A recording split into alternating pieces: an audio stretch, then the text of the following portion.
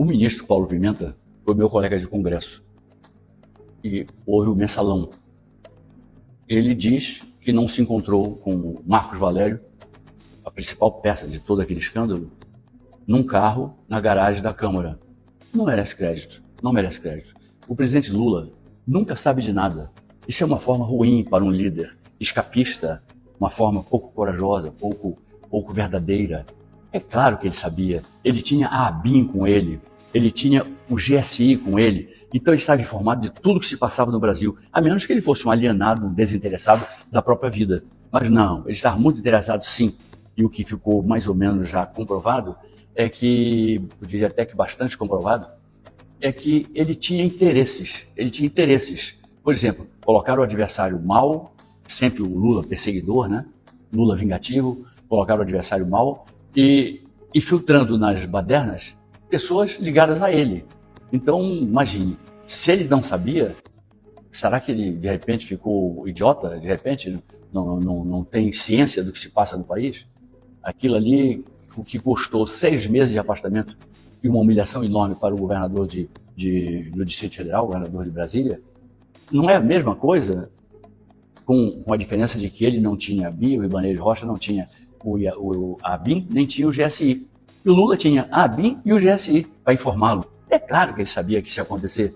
E é claro que ele teve vontade de ver isso acontecer, ver o circo pegar fogo, porque aí ele sairia de santo e o adversário sairia o diabo em forma de gente. É mais ou menos isso, não tem dúvida nenhuma. E aí dar desculpas, enfim, ele nunca soube de nada, ele não sabia do mensalão, ele não sabia do petrolão, que foi patrocinado pelo partido dele, pelo governo dele, ele, obviamente, no meio, aquela promiscuidade entre governo e empreiteiras, aquela coisa terrível que custou, sabe em quanto ao país? Sabe quanto ao bolso de nós brasileiros, ao nosso bolso? 1 trilhão de reais furtados da Petrobras. Pois ele pega esse general que não agiu com a honra de um general honrado para mim mesmo, eu vou dar um exemplo aqui, general Vilas Boas, que é um outro exemplo, general Marechal depois, Henrique Dufres Batista Teixeira Lott. Então eu tenho como meus heróis um Vilas Boas, um Lott, e tem maioria esmagadora de militares que são democratas, que não são golpistas, que não tem nada a ver com essas trapalhadas todas que nós vimos tão recentemente.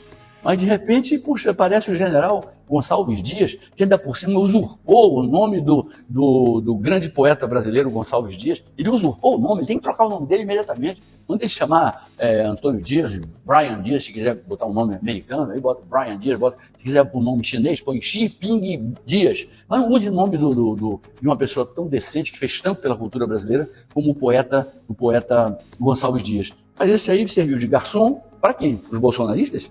Eu não acho. Acho que ele serviu de garçom para dar água para os infiltrados dele, para que a bagunça fosse bem feita, para que a bagunça fosse com as pessoas sendo adubadas por uma autoridade como ele, que era o chefe do GSI.